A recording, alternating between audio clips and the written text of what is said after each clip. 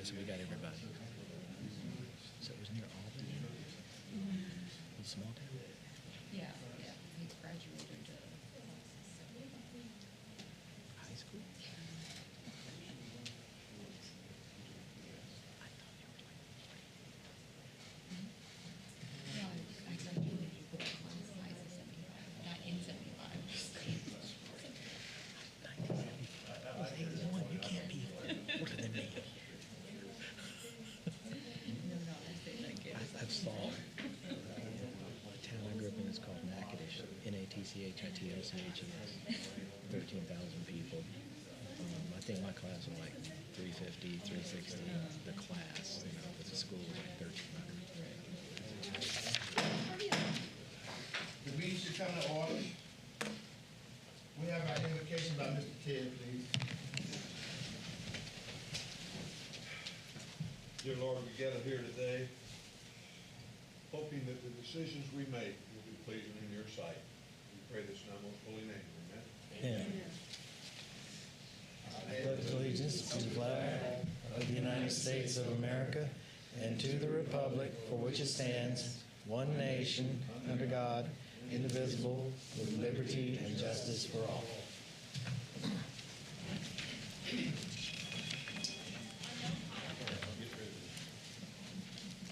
Good evening, everyone.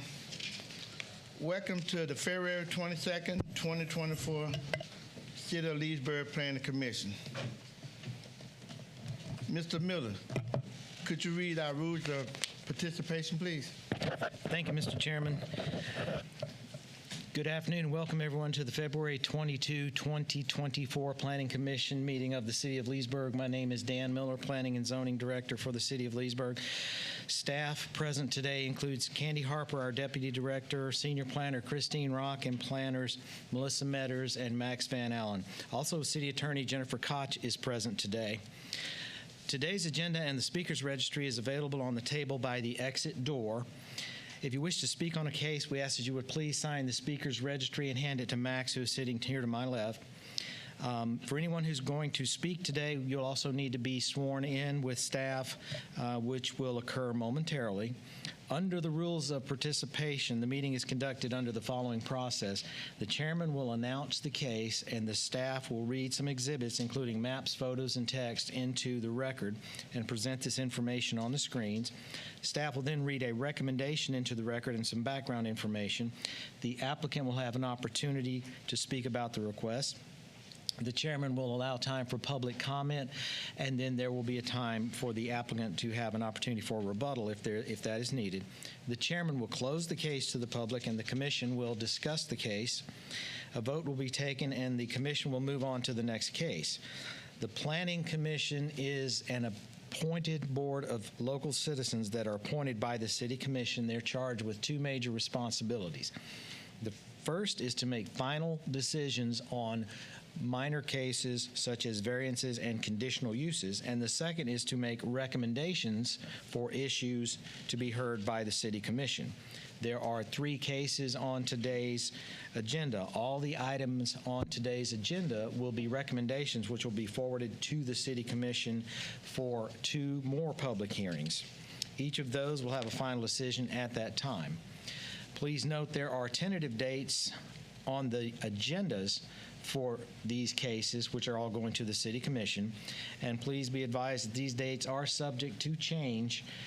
So we ask you check with P&Z staff or the City Clerk's office regarding the final hearing dates. Finally, I would like to thank and introduce Mr. Darren Ackerman. It's his first meeting with us. Mr. Ackerman was brought on to the commission a few months ago, and we'd like to thank him for being here. And finally, on behalf of the planning staff and the Leesburg Planning Commission, we want to thank you all for your participation in today's public hearing process. Mr. Chairman, I believe is now the time where we swear in everyone. Thank you, sir.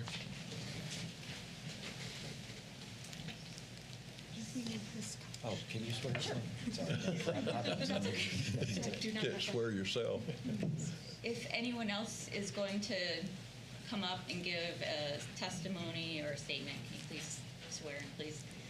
Do you swear to tell the truth, the whole truth, and nothing but the truth? I do. Thank you.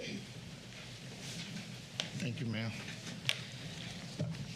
Mr. Chairman, we're ready for you to introduce the first case. Well, actually, I like I'm sorry. I'd like You're right. to entertain a motion to approve the minutes from the last meeting, please.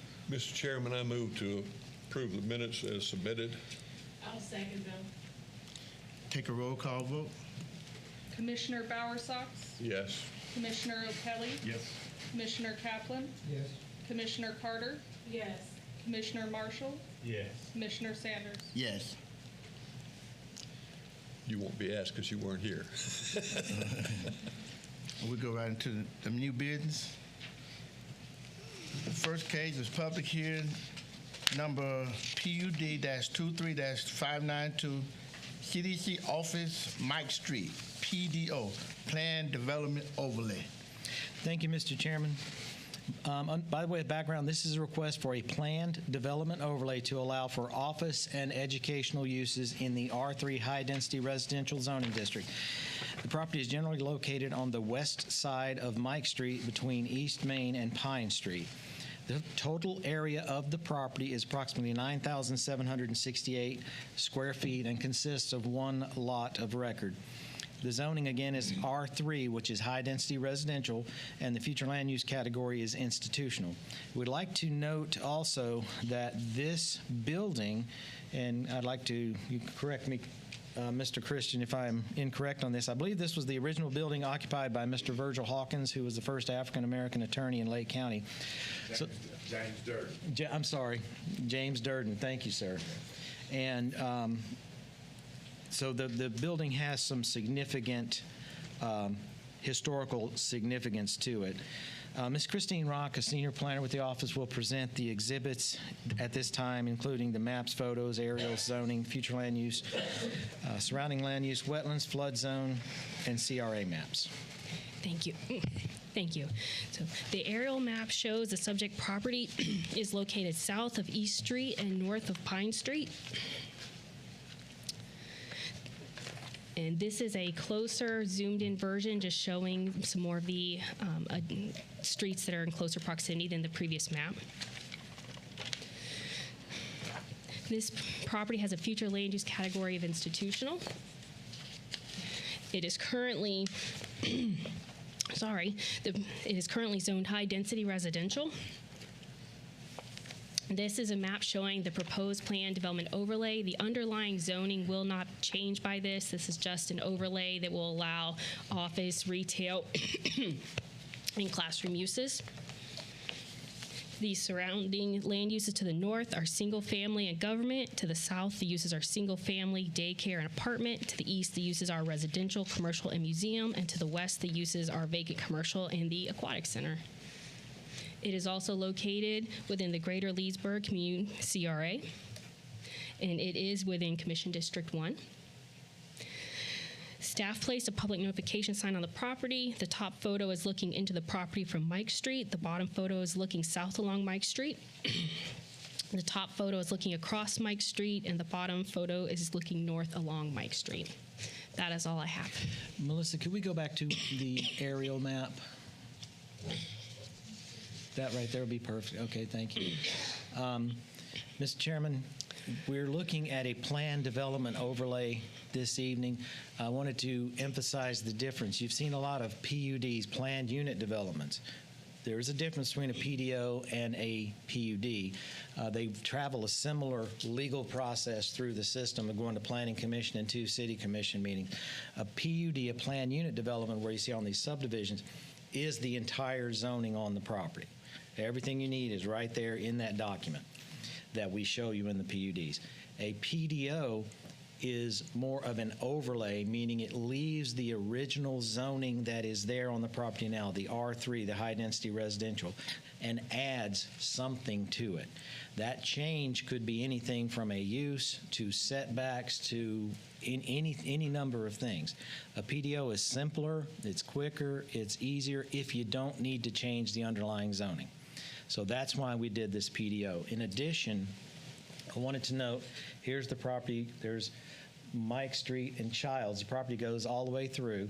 And then just at, I believe it was the last meeting, we did a PDO right down here on the corner of Mike and Pine. Right. And it was a similar situation where there was no need to change the underlying zoning. So I wanted just to give you that explanation up front. In looking, and we'll have some more background in a moment when I read the recommendation. I placed the background in the recommendation on this one. We did send out this property, we did post it, send it, advertise it to the surrounding property owners based on the state of Florida and city of Leesburg notice requirements. It was legally advertised. We did not receive any responses, positive or negative. We did send it out also to all the city departments and the Lake County Government and School Board. There were no substantive department comments from the city of Leesburg. Lake County Public Works had no comments. School Board stated it was exempt from the school concurrency requirements. Under the recommendation on this project for the CDC office, Mike Street, PDO, case number PUD 23592, the overall request is to add a planned development overlay, PDO, to an R3 high-density residential zoning that allows retail, office, and classroom uses within the institutional future land use. They're also asking for a waiver from section 25282, parentheses A, parentheses 1, which is the planned development overlay 5-acre minimum requirement. We ask the applicant to do that. It is the staff's intention to request a removal of that 5-acre limit for PDOs. Because what we have found in our experience is that the PDOs are extremely useful in situations such as this, where you don't need to change the underlying zoning, so you don't need to create a spot zoning. We can't create spot zonings by law, I believe. So something like this is a great tool, keeps the neighborhood consistent and strong, but it can add a use that will not cause negative impacts on the surrounding properties. Right. So that's what we did at the end of Mike Street and Pine, and it's what we're requesting today.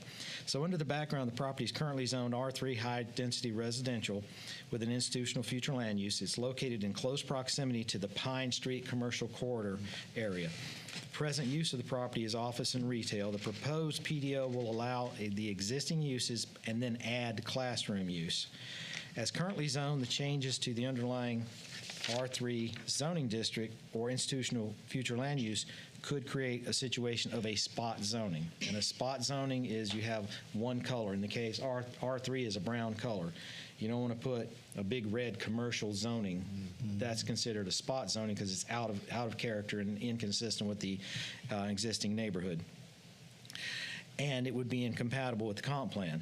So per the Code of Ordinances, unless this is waived, the 5-acre policy is waived, then we can't do this. So this project is 2/10 of an acre. It fits in. It was originally an office. There's empty land around there. There's also some residential, and then down the street, there's barbershop, there's the African American Museum, there's some apartments. There's all kinds of land uses in here. What staff is saying is that it fits. Staff recognizes that the proposed uses are consistent with the existing uses in the area and with the nearby Pine Street upgrades that are currently underway. If you've been down to Pine Street lately, you can see the street widening and the parking. There's some parking going to be installed behind the businesses there, some street widening. The swimming pool is there. So Pine Street area is getting some much needed upgrades that have been needed for a long time. So some good things are happening there, and staff believes that this will add to the good things that are happening there. Planning and Zoning Division is recommending approval of this request for the following reasons. Number one, the proposed requests are compatible with the existing zoning district of R3 high-density residential and the surrounding zoning districts of neighborhood commercial, public, and Pine Street commercial. There's no change proposed to the future land use designation of institutional. Allowed within this future land use are not-for-profit and semi-public uses, as well as educational facilities, which is another reason that this use fits well. This request for the addition of a PDO with the request for the waiver on the section 25282, which is the acreage size waiver, is compatible with the current future land use designations on this property and surrounding it. This request will allow office, retail, and classroom uses consistent with the surrounding land uses and maintain the existing zoning and future land use designation. and the proposed requests do not appear to create a detriment to the surrounding properties based on the location and proximity to compatible development. Therefore, the action requested this evening is vote to approve the addition of the planned development overlay on an R3 high-density future land use zone, future R3 high-density residential zoning with the waiver from Section 25282, parentheses A1, and forward this recommendation to the city for consideration. In looking at this, the only thing in the PDO document, which is much shorter than a PUD, only 3 pages, it just adds the office, retail, and classroom uses, and gives the 5-acre waiver. And staff, as was stated earlier, staff would like that 5-acre minimum to be wiped out because the PDO we have found is extremely useful. Mr. Chairman, Mr. John Christian, who's representing the CDC, is here for this case and to answer any questions you have. Staff is recommending approval, sir. Thank you, sir. Mr. Christian, would you like to come forward and add anything? Thank Mr. Hello, Mr. Chairman and planning and zoning members. I think Mr. Miller said it all. But if you have any questions for me, I'm here to help answer. And we're excited about another potential business on Mike Street that would help revitalize the area. That's in much need of businesses and people that will support the Pine Street businesses that are already there and Mike Street. Any questions? No, I don't have any. I don't know if I the got a audience. question For Chris? Dan. Yes, sir. Are we voting on the changing the 5-acre minimum on this? Yes, sir. There's two things we're voting. We're being requested to vote on. One is to allow the PDO overlay, and the other is to allow the waiver of the 5 acres. 5-acre exemption. So those go together. Yes, sir, and it is written within there. I don't know if anybody out there wants to speak on it, or? I'd like to make a motion, Mr. Discussion. You've got to open up to the public. Oh, yep. Yeah, I got to just let you know, just for transparency, I am on the CDC board, but I do not get paid. So, Okay. Anyone in the public want to speak? Other than Pastor Christian? If not, we'll close the discussion to the public, and we'll discuss it among the commissions. Have no questions, no discussion? If we don't have any question or thing, I entertain a motion. I'd like to make a motion that we approve the PUD 23-592 PDO With the conditions? With the conditions in it, yes, sir. with the conditions as presented. I'll second the motion. It has been motioned and properly second. We'll take a roll call vote, please. Commissioner Kaplan. Yes. Commissioner Carter. Yes. Commissioner Marshall. yes. Chairman Sanders. Yes. Commissioner Bowersox, excuse me. Of course, yes. Commissioner O'Kelly. Yes. And Commissioner Ackerman. Yes. Motion carried, has been adopted. Thank you. Thank you. So we'll move forward to the next new business. Public hearing case number SSCP-23-563, Marjo Pines, Windmill, Sharp Properties, Small Scale Comprehensive Plan Map Amendment. Thank you, Mr. Chairman. The next two cases are related. They are a small-scale comprehensive plan and a rezoning. If it pleases the commission, I would like to present the information for these two cases in the forms of the maps and the background remarks together. That'd be fine. Thank you, Mr. Chairman. Yes, sir. So in the totality of this case, there is an annexation, a small-scale comp plan, and a rezoning for the next project. Since annexations go directly to the City Commission, they don't come to the Planning Commission. What is being heard today is the small-scale comp plan and the rezoning. Under the background, the subject property is generally located excuse me, east of Highway 27 and north of Windmill Road. If you could go to that first map, please. Melissa, thank you. We have added a locator map in these files to help locate where the property is a little better. Some of the old maps, were a little bit too scaled in, so it would be hard unless you were very familiar with a specific area. On this map, you can see coming across the turnpike here on the left, bottom left of the map. Moving up the center of the map in red is Highway 27, and the subject property is here, just to give you an idea of where everything is. Across the street is a subdivision plantation. Up here is Legacy, Arlington Ridge. There's Highway 48, the Publix and McDonald's and so forth. So just to give you an idea of where this is located. There's currently a plan unit development on a portion of this property, which was annexed, comp planned, and zoned under ordinances 2244, 2245, and 2246, respectively. The goal of this proposal is to add 47.6 acres to the current 100 acres that is zoned. So they're basically taking an additional 47 acres and incorporating it into their PUD. That 47 acres, their existing PUD. Right. So that 47 acres has to be annexed and comp planned and rezoned. Meanwhile, the other 100 acres is already annexed and comp planned and rezoned. So all they have to do is, so that's why there's differences in the acreages in these cases. So I don't want you to, when you're looking at that, I don't want you to be confused. They're basically taking their existing PUD and expanding it by 47 acres. If you think of it that way, that's the easiest way to make the understanding. For the first case, which is the small-scale comp plan, that's the part that's being annexed and rezoned. The property is about 47.6 plus or minus acres. The request will change the future land use designation from Lake County Rural Transition to City of Leesburg Estate Residential, which matches the current Marjo property. On the second case, which would be the rezoning, the request will amend the current zoning, which was approved by Ordinance 2246, simply adding those same 47 acres to the plan unit development zoning. So that will create 147 acres instead of 100 on the project.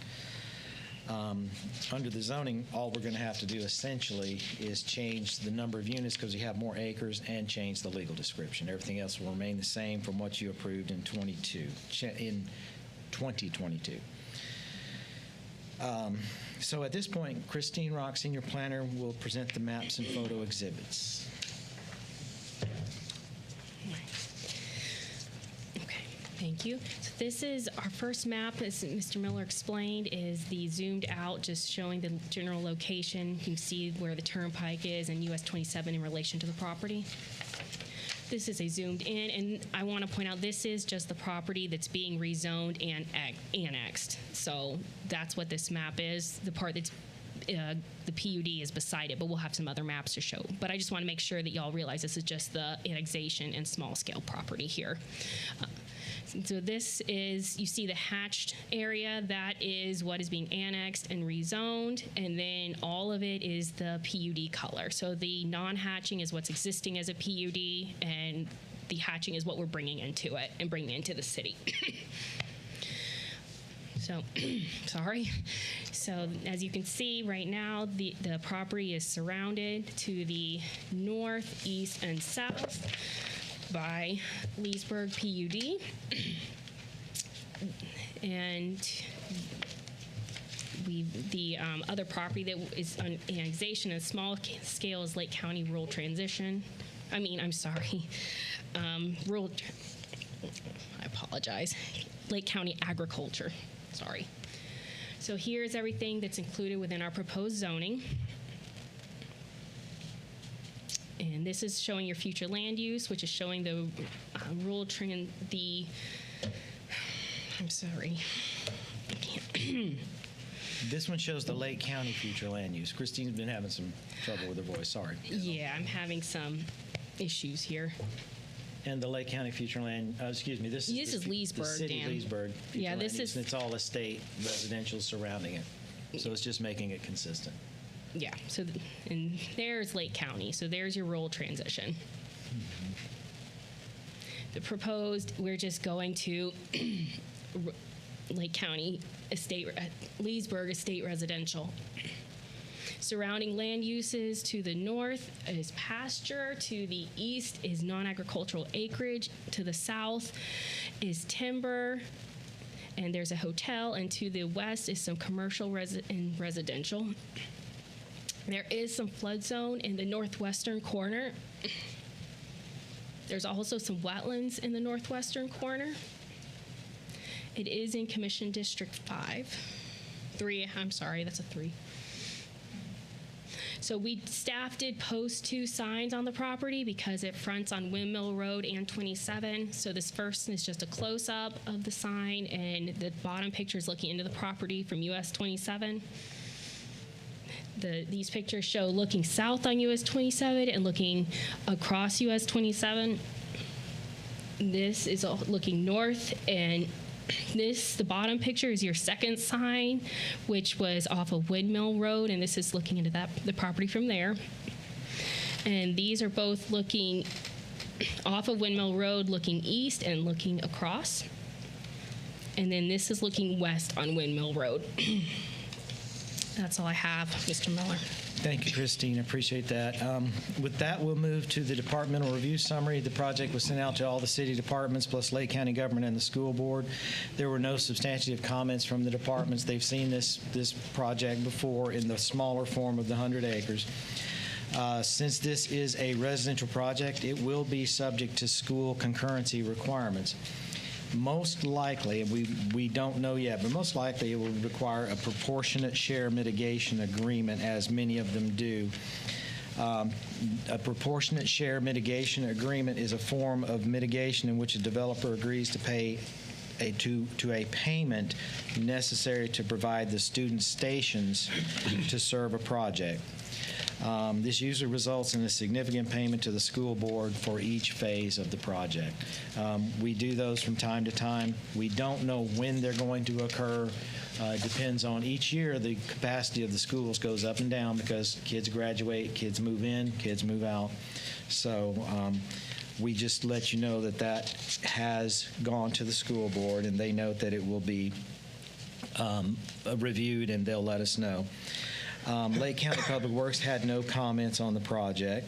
And under the public responses, per the Florida statutes and City of Leesburg codes, project was legally advertised and sent out to the surrounding property owners. There were no comments received regarding this project. I think it's the first time we've ever had 2 in a row.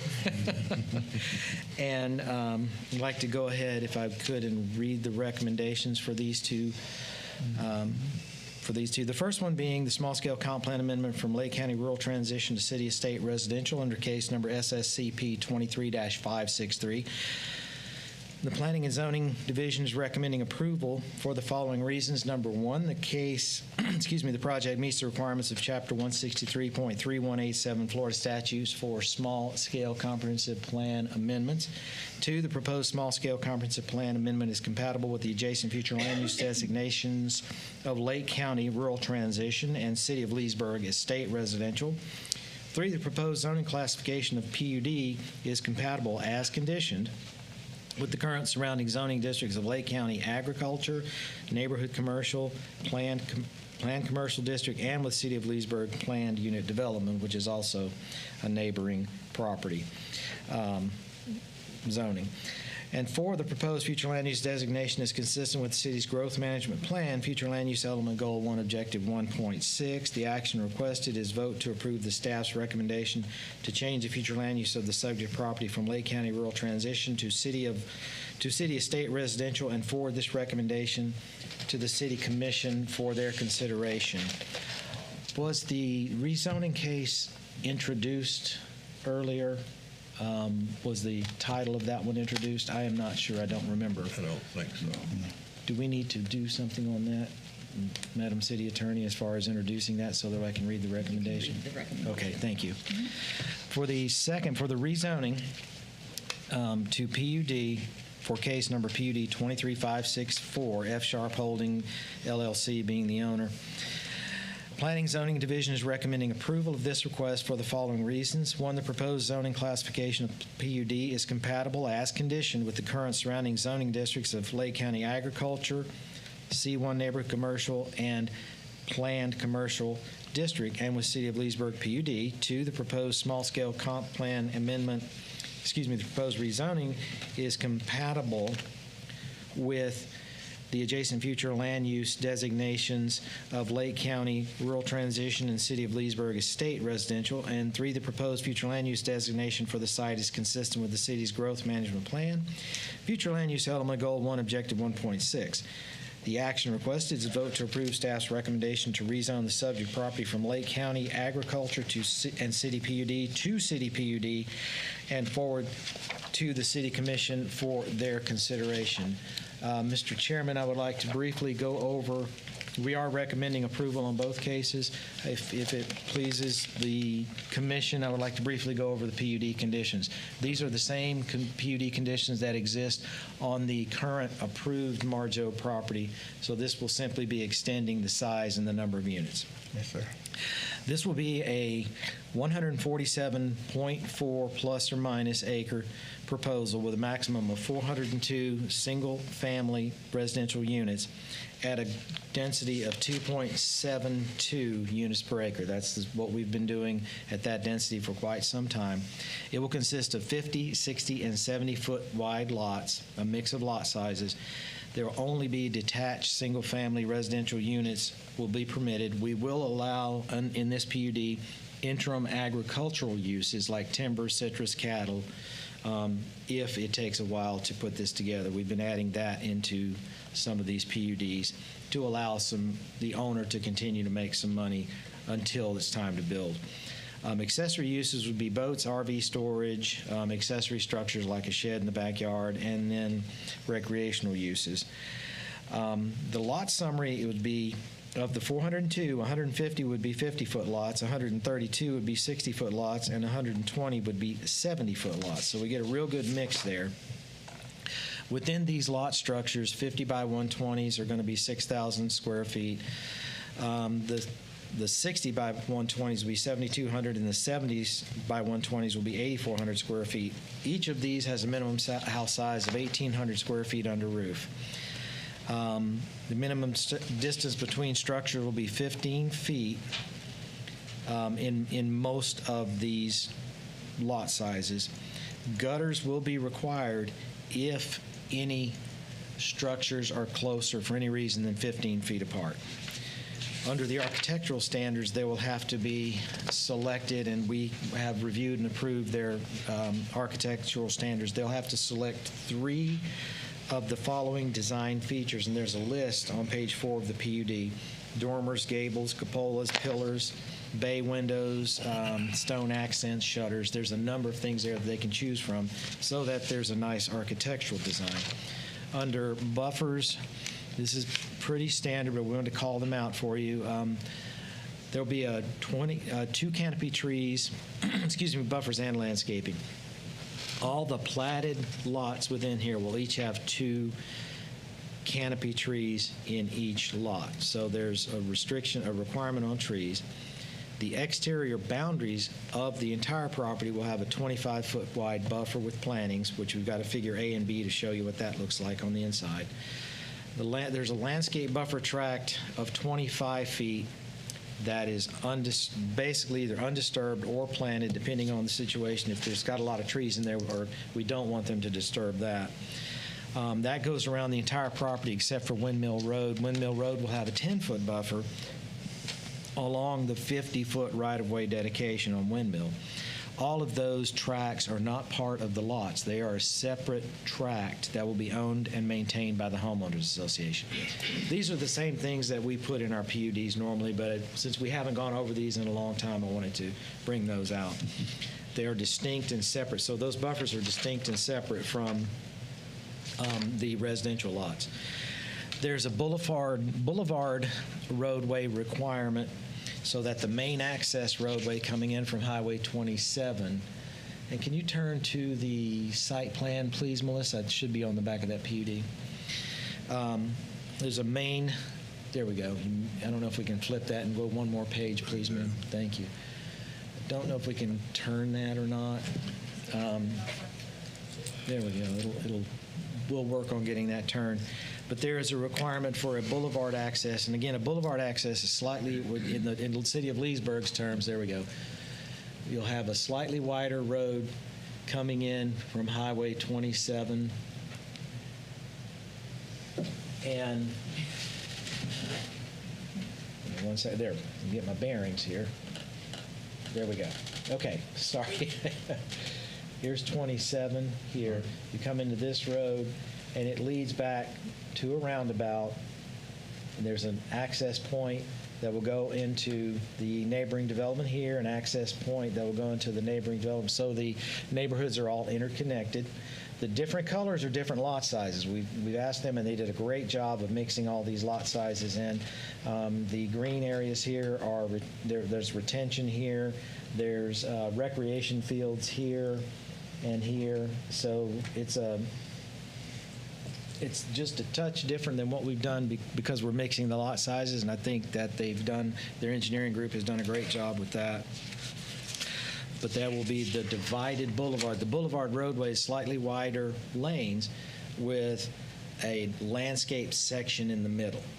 The purpose for that is so that if one lane is blocked, if there's an emergency, a fire truck, a police officer can get through there and get around.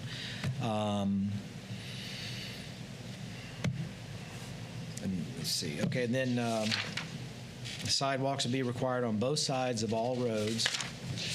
And other than, okay, the typical restriction, we don't like St. Augustine grass anymore because it sucks up so much water. We're trying to conserve the water, so we're allowing Bahia, Bermuda, Zoysia, and if they can bring forward other grasses that are drought tolerant, we work with them on that. There's a requirement for 1.58 acres, which is works out to 200 square feet per lot as recreational requirement. That'll include a swimming pool, children's playground, trails, and dog park. Our exterior lighting will have dark sky standards, and everything else in the PUD is the standard language we use in all the PUDs. But we wanted to bring that out for you today. There are gentlemen from the applicants, and I'm drawing a blank. I apologize, guys, but they are here to represent the case if you have any questions. Thank you, Mr. Chairman. Staff is recommending approval for both cases. Would the applicant like to come forward and add anything?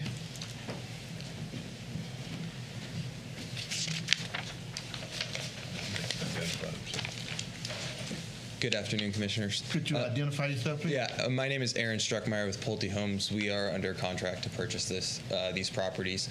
I'd like to thank staff for all their work on this. We agree with their assessments of the project. As they mentioned, this is generally consistent in terms of density, lot sizes, and all the other requirements of the existing approvals that are in place, and it just enables the whole plan of development for the area to be a little bit more cohesive versus this parcel coming in at some later time and being developed under different set of standards. So I'm here to answer any questions. We have our engineer here as well, so I appreciate your time this evening.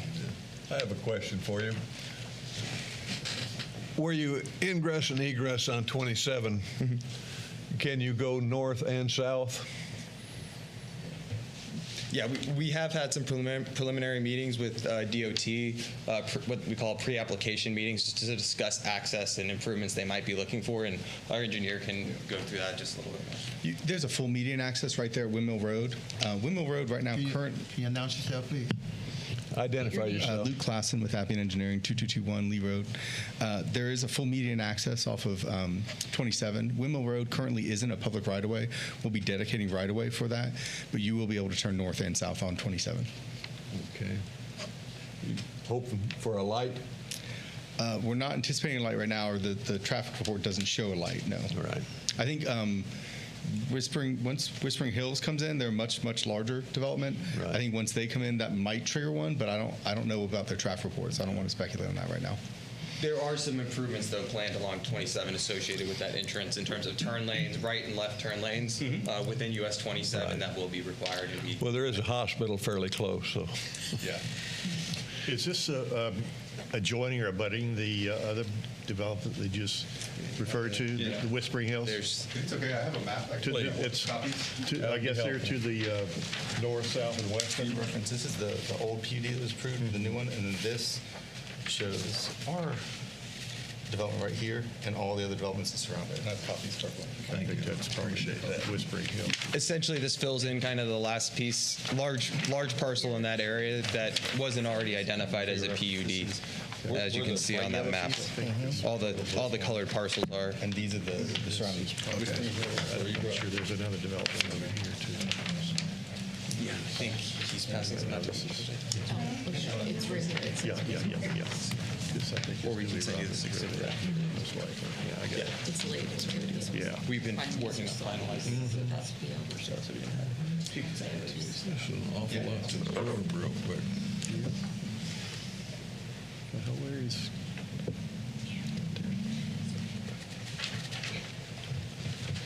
Ultimately, Mr. Chairman, in terms of traffic, FDOT ends up making that decision. So if it's Right. indicated at the time, they'll have to do it. If not, they won't. So Yes, sir. Are there any more questions for the staff, the applicant? It's just ingress and egress is very important. It's a lot of funneling from one development to the next, and to comprehend all of this real quick is it's tough to comprehend all of these developments, Commissioner, are interconnecting. We're working on that with each that has come in, Right. so that a lot of it will get funneled to a light, which we do anticipate one to the north and one, we hope, to the south. So if one or more of those lights occur, then the traffic comes to a stop. And if there's no light here, that gives you a break. right. So it increases safety. We are going to be pushing for, staff will be pushing for every light we can get because of the amount of development all throughout this area, not just this particular proposal, but the combination of all that have come in on the south. We believe there will be some lights needed. Individually, as these gentlemen said, there may not be a light required here, but when you take into effect the impact of Whispering Hills, which will probably be 2,400 units, if not a few more, plus others such as Barkey at 1,800 down south, we do anticipate some lights in this area. Is this Can't guarantee them, but we anticipate and hope so. Is an easement that comes from Hodges Reserve up through it? Is that an easement or what? That's a power easement Power for easement, transmission utility easement? transmission lines. Yes, sir. Okay. With Is that Duke or? Yeah, it's That was Duke. Duke. How wide is that? 100 feet, I believe. Okay. And it does extend much further to the southeast. Yeah. That's all I have for now. Any more questions for the applicant? If not, thank you, guys. Thank you very much. The public hearing portion of the case is now closed. We have discussion among the board. Did you open up to the public? No.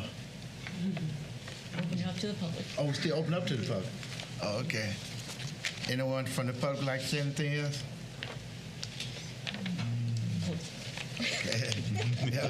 So it's closed now to the public. We'll discuss it among the commission. Thank you. Any discussion?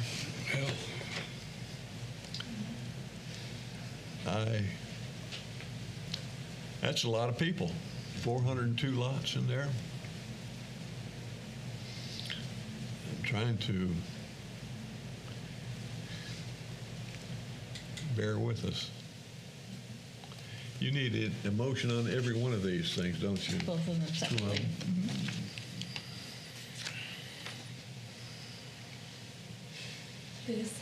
This is bringing that into what's already been.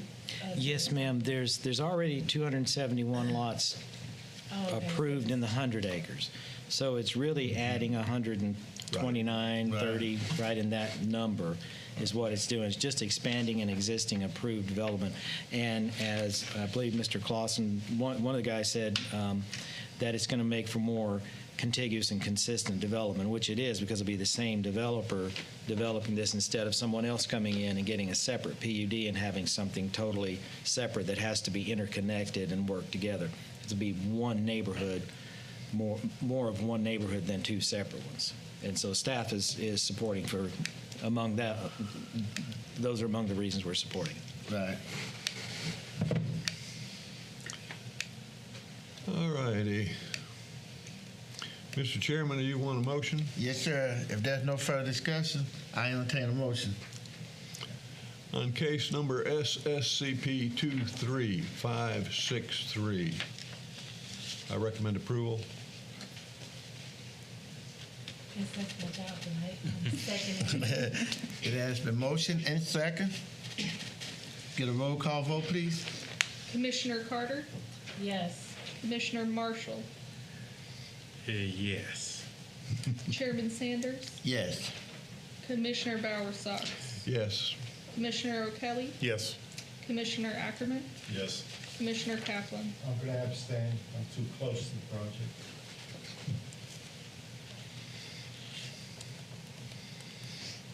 Motion carries. Motion carries. Okay, Mr. Chairman, if you would like, I can make a motion on PUD case 23564. Recommend approval. Second it. It has been motion and second. Could we get a roll call vote, please? Commissioner Marshall, Yes. Chairman Sanders, Yes. Commissioner Bowersox, Yes. Commissioner O'Kelly, Yes. Commissioner Ackerman, Yes. Commissioner Kaplan, Abstain. and Commissioner Carter. Yes. Motion carries. Is there any other business of the board or announcements Oh, by yeah. staff? Oh, yes. Thank you, guys. I have a point of contention I need to bring up with our director. Fire away, sir. When he described the actions of this board, he said there are some minor things like I felt bad the moment it slipped out of my variances mouth. and special exception uses. But there's some people that come in here for a SEU or a variance. It's pretty important to them. So I take exception to that. Exception noted, and mistake will not occur again. Exception dismissed. I couldn't resist. Thank you, sir. No, I felt bad the moment that came out of my mouth. So, no, it's not minor. I don't know why I said that. We're impotent. We are. You are. Staff would, if we may, Mr. Chairman, staff would like to congratulate the chairman on a most excellent meeting Yes, sir. in a tough spot. So thank you, sir. Thank you. Done a Thank good you job. very much. Done a good job. And I understand we have a busy month next month. As we sit today, we have 16 cases next month. No way. There's no way to thin them out, huh? I'm trying. Are you I'm going trying. to have a buffet here? Anything like that? We have And water. drinks? We have free water. And a free bar? Free water. No, you're getting into cocktail hour. You're going to have to do some single malt. I like Tito's, by the way. That's fine. What happens is we try to schedule these out so we don't have such big agendas. And this 1 month, this happens once or twice a year. And when these folks are paying interest on their loans, Yeah. and we have to respect what's going on. And it's particularly hard on the folks who are needing something important like a variance or something like that. So How many of them are variances? 3? 2 or 3. 2 or 3. Yeah. Are we going to really hear 16 cases, you think? It's not as well. Some of them are related, Okay. so they'll go together. Yeah. So like tonight, we had one case, but that was a PDO, and then the 2 that were together, so they get discussed as one. Yeah. So it really makes it more like about 8 cases, individual Yeah, I cases, see. when you Right. have this. But See, Darren, now you see why we get our $25. and so, but we have one that they need some additional information, or we will be able to put them back. And we're hoping to do that, to be honest. You'd have our permission to push him back. Thank you, sir. Well, if there's no further. I've got one thing just to bring up for future thought. Last week, the City Commission had an informal, not a proposal, for the Lee School project. So it'll probably be coming before our board at some point in time. And I saw most of the YouTube video of that. So basically what the developer is kind of bringing before the city commission, and I think would come to us first. Yes, it will. Is a change of concept over there with apartments instead of townhouses for sale. So he's trying to propose a duplication of a project they've already done or begun up in Ocala on the same size parcel of land. Maybe you guys already know about this, but it's a 4-story structure, rental apartments. I don't remember what the density was, how many units would be, but it's going to 400, 204, was it? 104, I think. Per building? 50, No, 52 total. in a Total. building, that's right, excuse me. Well, there's a total of 104 units, all right? Okay. 2 buildings. 2 buildings. Yeah, there were 4-story buildings. I didn't study the site plan, but I think the city commission and the city of Leesburg, we need to get something happen over there on the Lee property. It's a problem over there right now. It could be something that could result in somebody's injury or death or whatever. The buildings, unfortunately, are beyond repair. We pretty much determined they're very historic in nature. They're willing to put a monument there for the historic Lee School, but anyway, we're going to be probably getting into that in the next couple of months, I would guess. Same developer that had. Same developer, yeah. The one problem with the school, I asked Barry, I can't think of his last name, but why the Mansfield. schools haven't been torn down, because they are an attractive nuisance to homeless people and the children that are playing in there, and somebody's going to get hurt. And the church has issues with it across the street with a lot of them. But they can't tear the building down because of an issue that was done with the first application, that before the buildings could be torn down, they had to have 4 or 6 units built when it was, and so that they had to have in the ground, otherwise a commitment from the developer before the buildings got torn down. Well, that's still standing, and I think it would be very easy to eliminate that obligation and just get the buildings torn down. That would be a step in the right direction that would make the neighbors, I know, very happy before the neighborhood gets approached with this new concept. I asked a question at the meeting, because I knew he was coming, how many parking places would there be per apartment? And his answer was 1.5. And It's a formula. my response to that was, well, who gets to park in that, the husband or the wife? Well, Mr. Downs, with all due respect, looking at how things are progressing, we should not be looking at ways to increase traffic in downtown areas, but decrease it. A lot of other cities, they have paid parking, so they encourage, taking an Uber, not having a car, using a bike, working where you live, so not to bring as much traffic. So we need to create more walkable areas, increase more bikes, mopeds, the electric things that people can park and stuff. And, we're kind of a small college town, those kids could benefit from those things. So not bringing more cars in. So people that look to live in downtown areas, they are also considering there's limited parking. They know that. They also are thinking about, am I going to be working in the area? Maybe I can just walk there. So I think that's one thing that as a city, we should be looking towards having more walkable spaces, more public transportation that is more accessible, especially in the downtown area.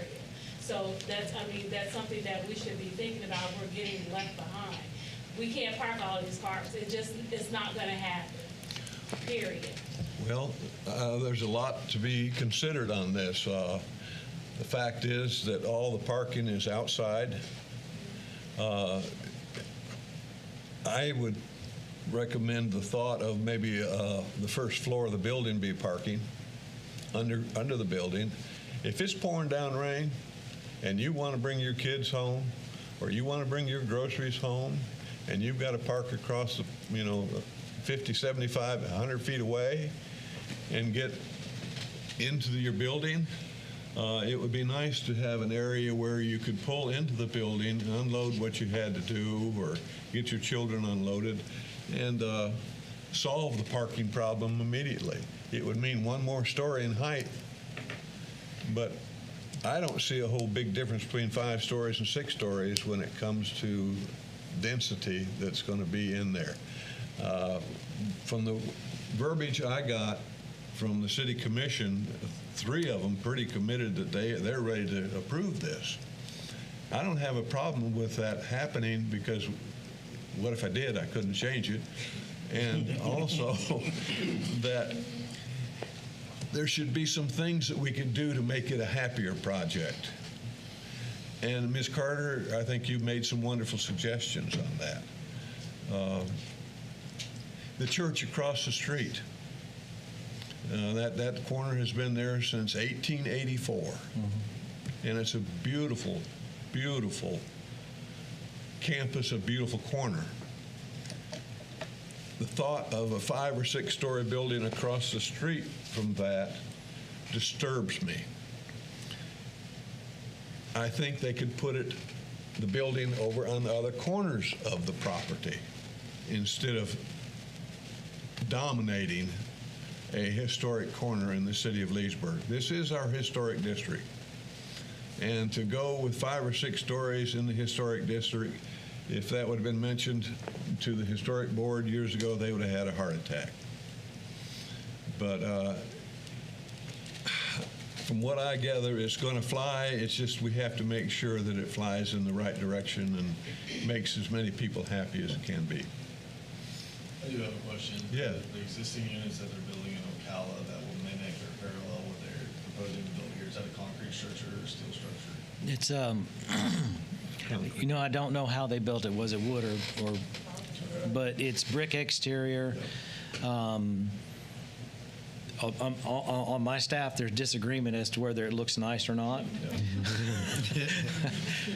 But it is a brick exterior. It has small balconies. They look nice. I believe it was 4 floors. I think they look nice. And they have those in Houston. That's Do the they? building. Yeah, they have those in downtown Houston. Yeah. My concern is when you talk about adding a parking garage to the bottom story, you're talking deep foundation. Is the degradation of the existing utilities been noted or documented that they can handle the load for this? It would be a part of the development process so that if there was an issue with any of those, he'd lose units. I don't know the answer to that, but that's what would happen. Do we have lift stations in that area to take care of those issues? That comes up during the development process too. I don't know. They should, as far as I know, because it's been permitted or it's been approved for 63 units in the past, which were 14 apartments plus 48 or so townhouses, and there was no issue at that point. Even was it 2 years ago, a year ago, when the zoning was that at that level. I don't know the answer, but the development review process would clear that up for us for sure. Yeah. Sorry, just. No, that's a good question. No, it's to the process. So, They're all good Darren, this questions. property's been kind of in this process for about 4 years about trying to be developed. And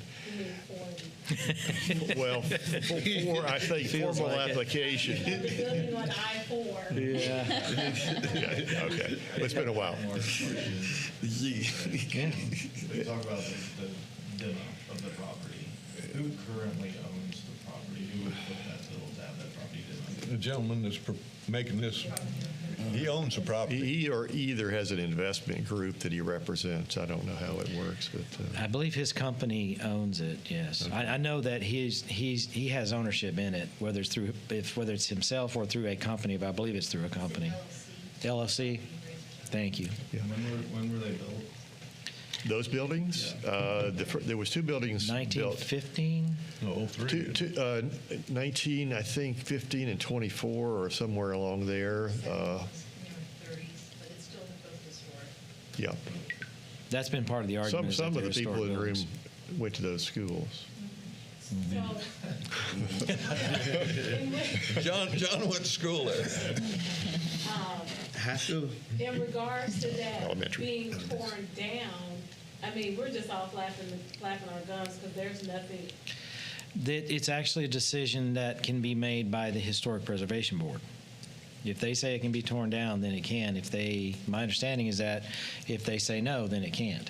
Well, okay. There's some. The They're aware. Historic Preservation Board can be overruled by City Commission. I'm not sure. They have been in the past, Yeah, Ms. Koch? I think. we'd have to check. Yeah, I'd have to check on that. Well, either they did it and did something. I just remember something was done that Yeah, the City Commission did that the Historic Preservation Board recommended. There was conversation with the city manager and. I think it was just a color of a paint somewhere. It wasn't a big deal. Building, excuse me, doesn't it have like an asbestos problem or something? No, it was taken care of when it was sold from the school it board. was. Yes, ma'am. Oh, okay. So has there been a full abatement done? Complete, both units or both buildings? My understanding is everything. When it was sold, they had to, before the school board could sell it, they had to clean out the asbestos. I put it up on the screen. When Thanks. was that? When was it sold? It's been sold a couple of times. Yeah. Well, I think Barry probably bought it 4 or 5 years ago, and prior to that, it was purchased a couple of years before that. Directly from the school board. Directly from the school board. It's had 2 owners since it was owned by the school board. Yeah. Second owner we're dealing with. We're dealing with the second He's owner. not as happy about it. He's not as happy as the first owner. First go around, it sold Cheap. pretty cheap, about $200,000 for that 5-acre tract of land. It was Who's on the K? Yeah.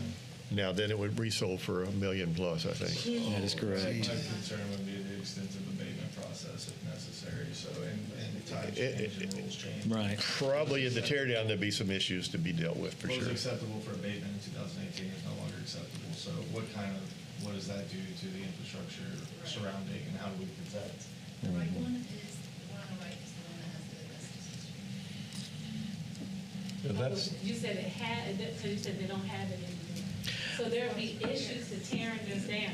Well, as Mr. Ackerman stated, what was allowed in, say, 2018 or 2015 or whenever the abatement was done could be totally different from what's allowed today.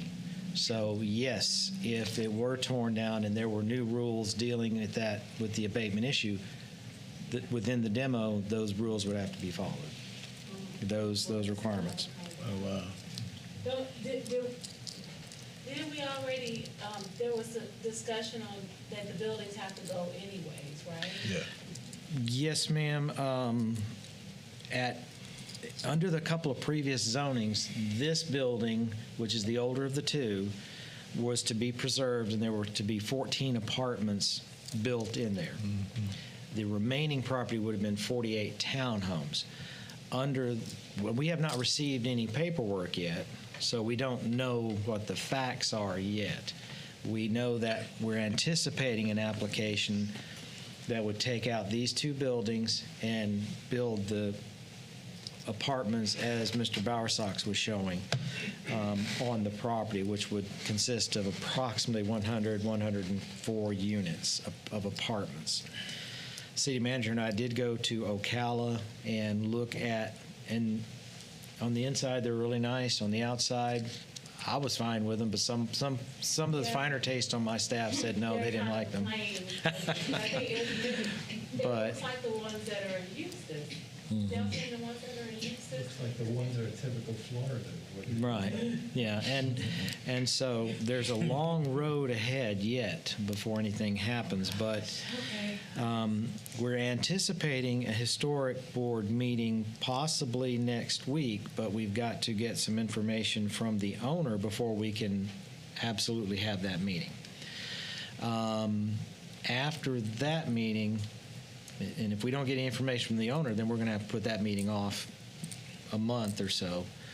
In the meantime, the owner has signed a contract with a planning firm to represent them in the rezoning process. So there's a number of processes. Once it starts, it'll go quickly, but when it starts is the problem. We don't know exactly when. But we were anticipating having Historic Preservation Board meeting on February 28th, excuse me, which would be what, next week? Wednesday at 4:30 here. If you would like to call our office, I wouldn't show up without calling our office, just to be sure, because if we don't get some information soon, we're going to have to cancel that meeting. Because we can't just go in and talk without something to show the Historic Preservation Board. But if you wish to be here, so please do call us Tuesday so we can let you know if that meeting's on or not. Just point of reference, the Yes, sir. 29th of February. Some years it's 28. And Yes. some years it's 29. Well, I read this morning that the only time that the husband is correct in his conversation is on the 29th, 30th, and 31st of February of every year. Yes. Right. That is correct. We got a year then, huh? One other item is we had the first of two charrettes in regard to our comp plan, which is being updated. And we talked about this months and months ago, so just to refresh your memory, the city has hired Calvin Giordano and Associates to help us update our overall comprehensive plan. The first meeting was February 3rd. Yes. At Venetian Center. The next meeting of the two will be March, the first Saturday in March, which is the second or the third. Is that the third? It is. And that one will be held at the Resource Center, the city's housing resource center over there on County Road 468. Everyone here, of course, is encouraged to attend. I think I'd sent out an email, and we'll send out another one, just asking if you're able to attend. We'd appreciate it. We're trying to get as many people as possible to participate. At the first charrette, we really didn't know much of what to expect.